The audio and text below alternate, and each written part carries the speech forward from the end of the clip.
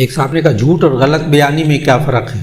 جی اصل میں جو بات ہوئی ہے، جھوٹ کی تعریف ذہن میں رکھیں، جو بات ہوئی ہے اس کو اسی طرح بیان نہ کیا جائے یہ جھوٹ ہے، اسی کو غلط بیانی کہتے ہیں۔ لیکن غلط بیانی میں اور چیزیں بھی آ جاتی ہیں۔ غلط بیانی 10 قسم کی ہے، جھوٹ اس میں سے ایک قسم ہے قرآن مجید کے اعتبار سے۔ میں جھوٹ اور غلط بیانی میں فرق بتا رہا ہوں۔ کبھی کبھی انسان سچ بولتا ہے لیکن وہ غلط بیانی ہوتی ہے، جیسے غیبت میں انسان ہمیشہ سچ بولتا ہے، غیبت کرتے ہوئے انسان ہمیشہ سچ بولتا ہے، جھوٹ بولتا ہی نہیں۔ کیوں؟ غیبت کس کو کہتے ہیں؟ کسی انسان کے اندر برائی ہو پھر بتایا جائے کہ اس کے اندر برائی ہے، اس کی غیر موجودگی میں، یہ غیبت ہے۔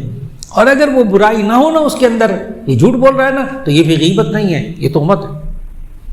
ایک شخص کے اندر ایک برائی نہیں ہے، کہا جائے اس کے اندر یہ برائی ہے، تو یہ تہمت ہے۔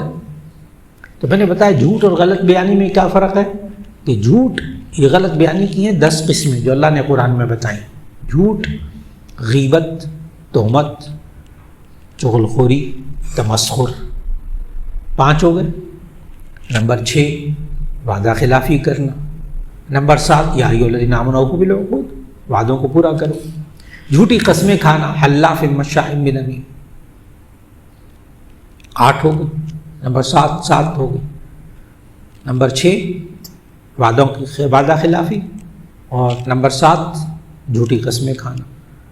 نمبر 8 دھوکہ دینا، یخادعون اللہ والذین آمنوا، ادھر جاتے ہیں کہتے ہیں ہم تمہارے ساتھ، ادھر جاتے ہیں ہم تمہارے ساتھ ہیں، دھوکہ دینا منافق کا کام ہے۔ 8 ہو گئے۔ نمبر 9 برے القاب سے پکارنا، لا تنابزوا بالالقاب، یہ بھی غلط بیانی ہے۔ کسی کو غلط القاب سے پکارنا یہ غلط بیانی ہے نا۔ نمبر 10 گالی دینا، لا تسبوا الذین یدعون من دون اللہ، گالی دینا، یہ بھی غلط بیانی ہے۔ تو غلط بیانی کی 10 قسمیں اللہ نے بتائی، لیکن جھوٹ اس میں سے غلط بیانی کی ایک قسم ہے۔